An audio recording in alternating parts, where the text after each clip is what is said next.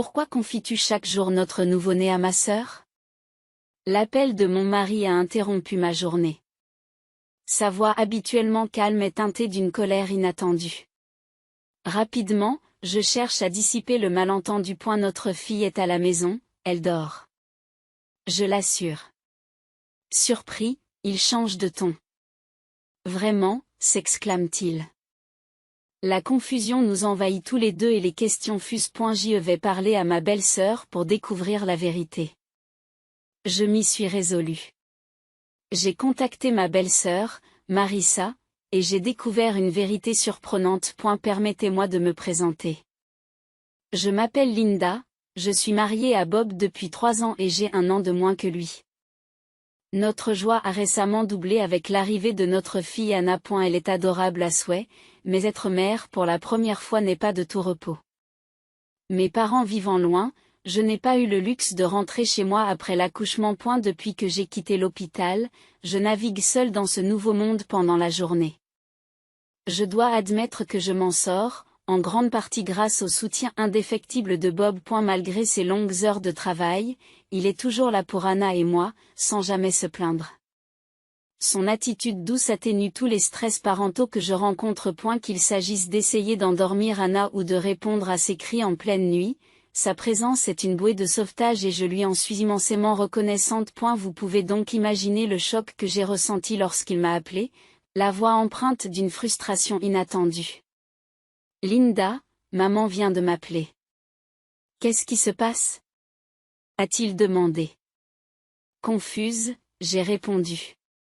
Ta mère? Qu'est-ce que tu racontes? Pourquoi laisserions-nous notre nouveau-né avec Marissa tous les jours? Sa mention de Marissa m'a prise au dépourvu. C'est la sœur de Bob, qui habite à 2 pas de chez eux avec leurs parents. Marissa, qui travaille à domicile, s'occupe également de sa mère. Ce qui lui permet d'être assez flexible dans son emploi du temps. Et la critique de mon mari a persisté. Laisser un bébé de 3 semaines, c'est inconcevable. Marissa ne s'est jamais occupée d'un bébé auparavant. Je comprends que vous soyez fatigué après l'accouchement, mais vous auriez dû m'en parler avant de la confier à Marissa. Et elle exprimait son inquiétude de manière palpable. Sa détresse signalait qu'il ne s'agissait pas d'un banal malentendu. Attendez, je suis perdue. Marissa s'occupe d'un nouveau-né. Pourquoi votre mère vous a-t-elle appelé? Pourquoi aurais-je besoin de votre consultation? Qu'est-ce que tu veux dire? Laisser Anna avec Marissa. Comment ai-je pu faire ça? Ai-je rétorqué, complètement déconcertée. Cela fait presque 2 semaines. Marissa ne s'est pas plainte, ne voulant pas perturber votre relation, mais maman ne pouvait pas rester silencieuse, a-t-il précisé. Et la révélation de Bob m'a stupéfiée. C'était un récit dont je n'avais aucun souvenir, avec ma fille à mes côtés.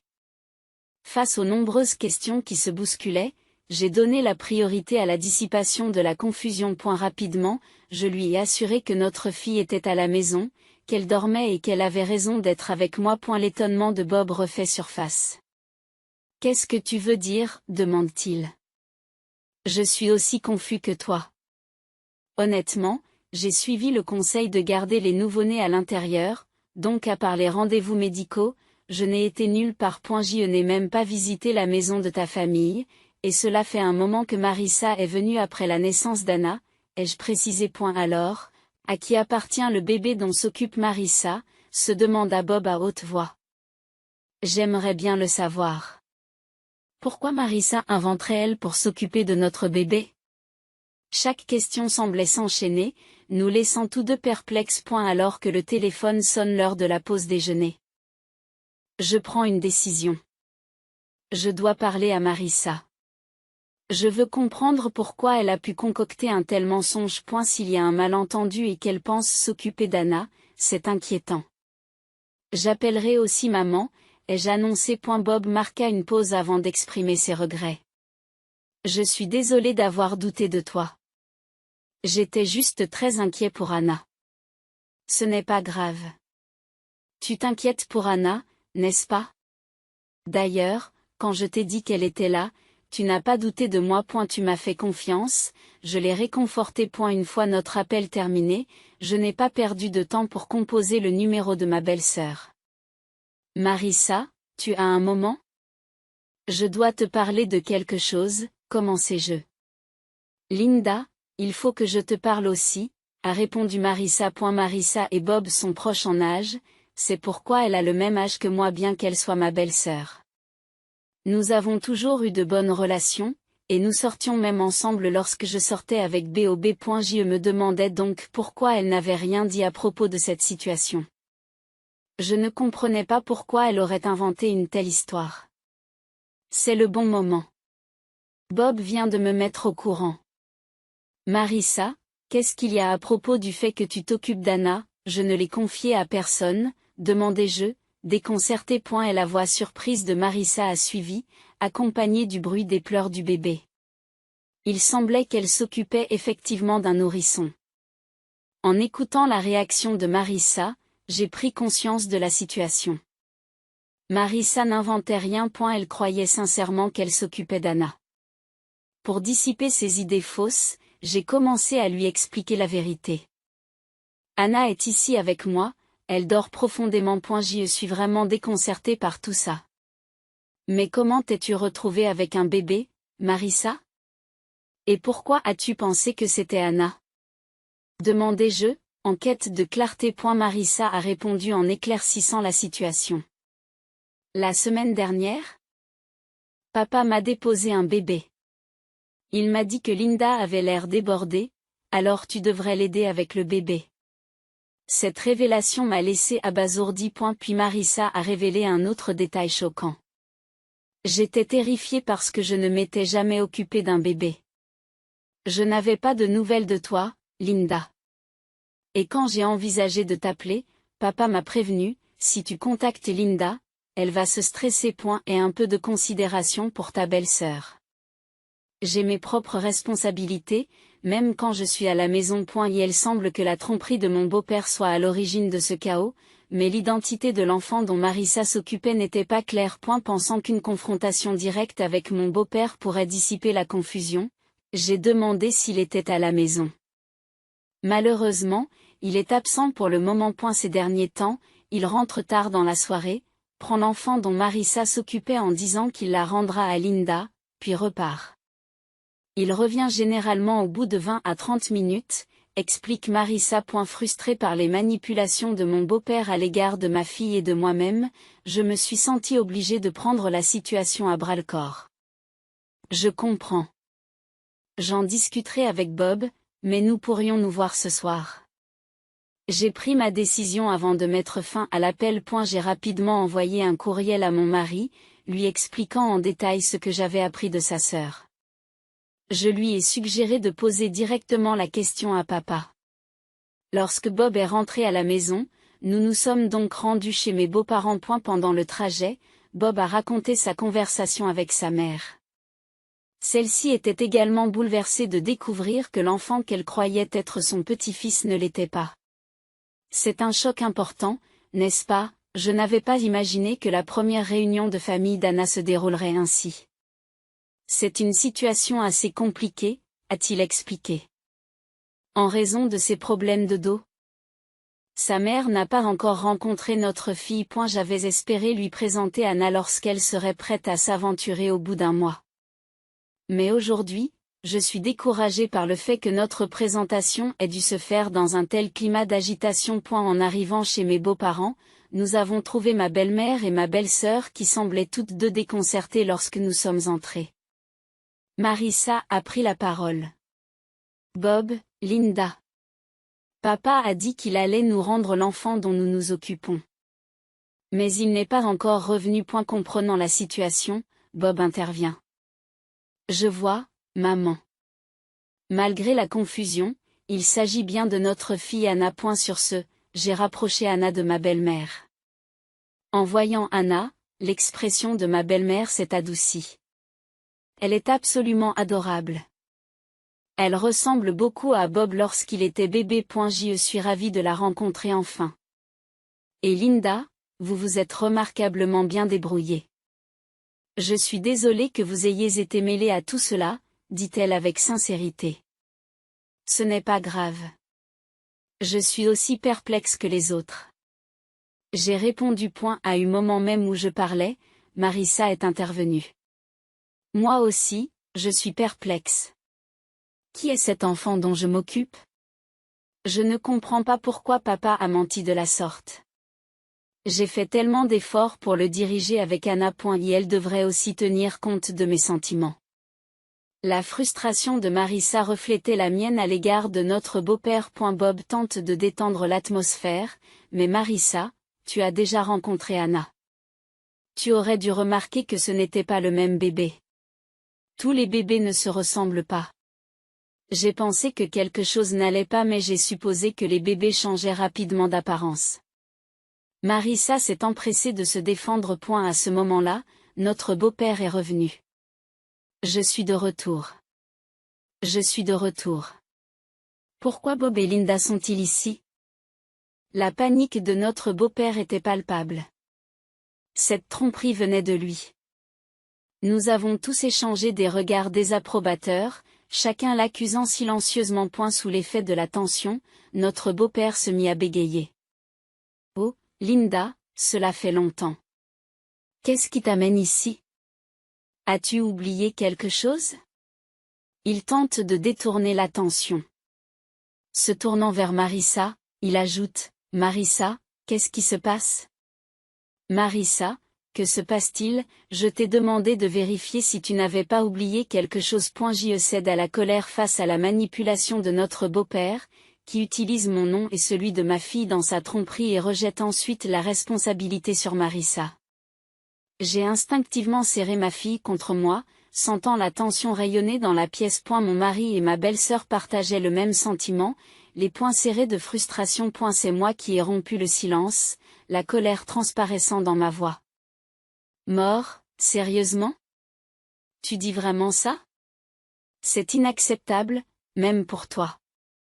Qu'est-ce que tu veux dire par là? Mon beau-père semble surpris par l'intensité de mon ton. Mon mari et ma belle-sœur se sont fait l'écho de mes sentiments, exigeant des réponses. Papa, explique-toi. Linda n'a jamais laissé Anna à qui que ce soit. Pourquoi inventer un tel mensonge? Il doit bien y avoir une raison pour que quelqu'un s'occupe du nouveau-né d'une étrangère. C'est exact.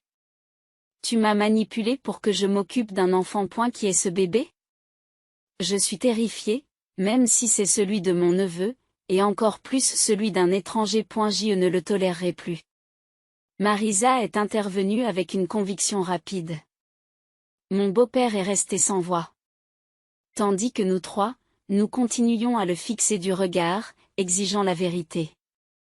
Mais la réaction de ma belle-mère a été différente. Elle est devenue pâle et a murmuré, « Non, ce n'est pas possible. » Tu n'es pas encore avec elle? Ces paroles nous ont laissés, mon mari, ma belle-sœur et moi-même. Stupéfait. Mon beau-père a commencé à transpirer, feignant l'innocence. Qu'est-ce que tu racontes? De quoi parlez-vous? Il bégait, tentant de détourner l'attention. Mais mon mari, d'ordinaire si calme, a atteint ses limites. Papa, arrête de jouer la comédie. Tu as toujours joué les idiots. Tu crois que tu peux nous tromper? Nous savons que tu as menti sur tout. Dis-nous la vérité. Attendez, Bob, calmez-vous. J'ai essayé d'intervenir. Mais mon mari a persisté, papa. Tu as manipulé Linda et Anna pour couvrir ta tromperie.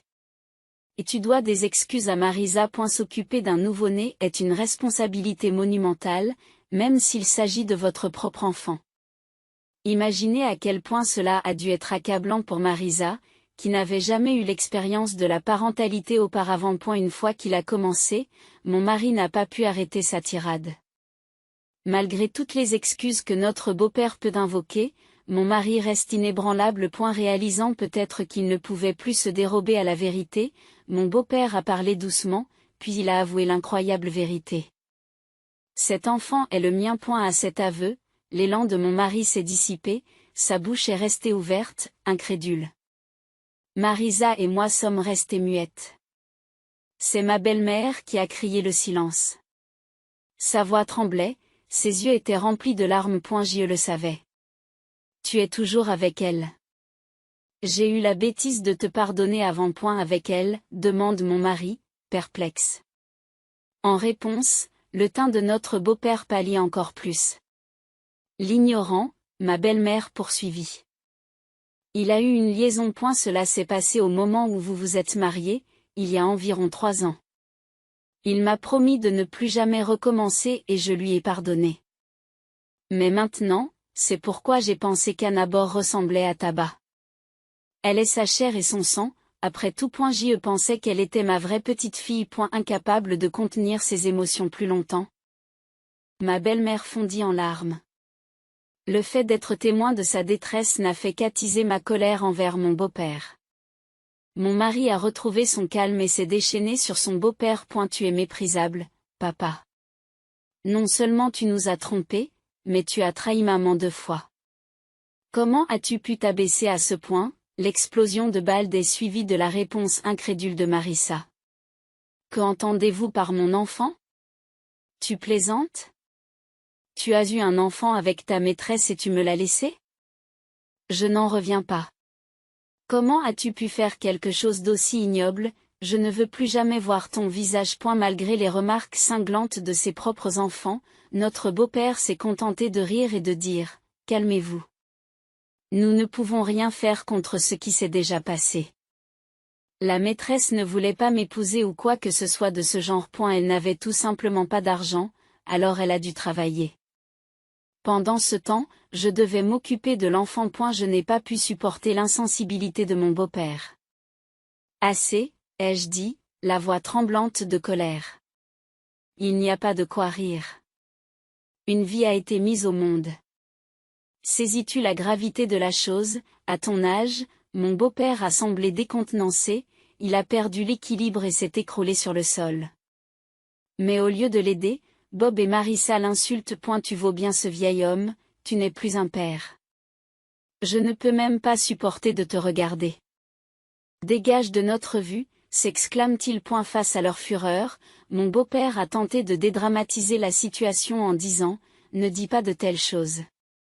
Mes lèvres se sont crispées et j'ai fixé mon beau-père du regard. Je n'ai plus la patience de tolérer quelqu'un comme toi. Divorçons, ai-je déclaré avec fermeté. Le sourire de mon beau-père s'est évanoui, son visage s'est ridé et il est devenu sérieux. Mais tu ne m'as pas pardonné la dernière fois, plaide-t-il. Mais sa tentative de manipulation est vaine. Oui, je t'ai pardonné ton infidélité. Mais je ne tolérerai plus ton manque de respect. Je rétorquai. Et si le fait que tu sois sorti de notre vie apporte la paix dans notre foyer, alors qu'il en soit ainsi. Quant à ma survie, je me débrouillerai très bien sans toi, et j'ajoutai. Mon beau-père s'accroche aux pieds de ma belle-mère et je l'observe avec dédain. Bob et Marissa m'ont fait écho, leur regard étant froid et inébranlable. Il était évident que tout le monde dans la pièce avait atteint ses limites avec mon beau-père. Marissa s'est mise en colère, je m'occuperai de maman, nous nous débrouillerons bien sans toi. Mais comment comptes-tu vivre? Tu as toujours compté sur maman pour tout, de la cuisine à la lessive. Les paroles de Marissa ont visiblement ébranlé mon beau-père. Il s'est tourné vers ma belle-mère avec des yeux suppliants. Vous ne me quitteriez pas, n'est-ce pas? Nous avons passé des décennies ensemble. Tu ne peux pas imaginer la vie sans moi, n'est-ce pas? Mais ses espoirs ont été rapidement anéantis lorsque ma belle-mère s'est débarrassée de son bras qui s'accrochait à elle. Arrêtez de vous faire des illusions. Jusqu'où faut-il dégrader les gens pour se sentir satisfait? Qui voudrait rester avec un infidèle comme vous? Je suis en train de demander le divorce. Et si tu l'aimes tant, pourquoi es-tu allé rejoindre ta maîtresse?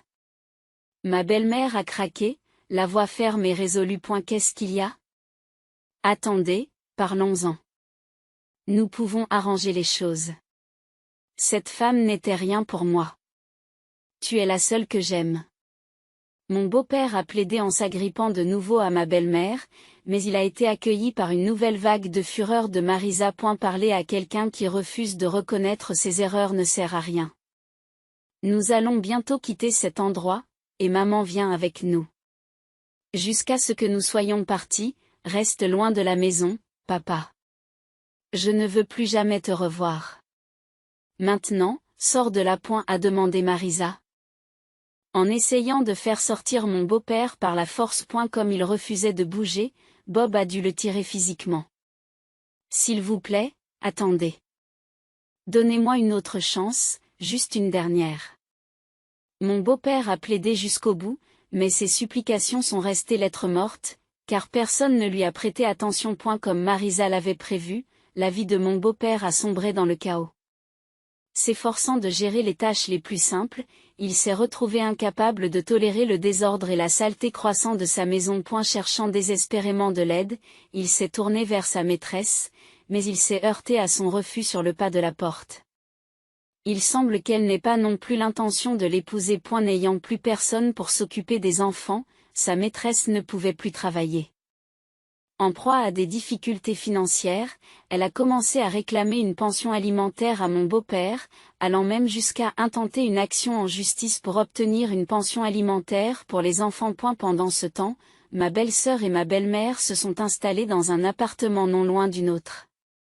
Plus d'un mois s'étant écoulé depuis la naissance d'Anna, j'ai commencé à leur rendre visite plus fréquemment, accompagnée d'Anna. J'ai maintenu ma relation amicale avec Marisa, faisant comme si rien n'avait changé, et mon lien avec ma belle-mère est resté fort. À l'avenir, je suis déterminée à élever ma fille du mieux que je peux, avec le soutien de mon mari, de ma belle-sœur et de ma belle-mère.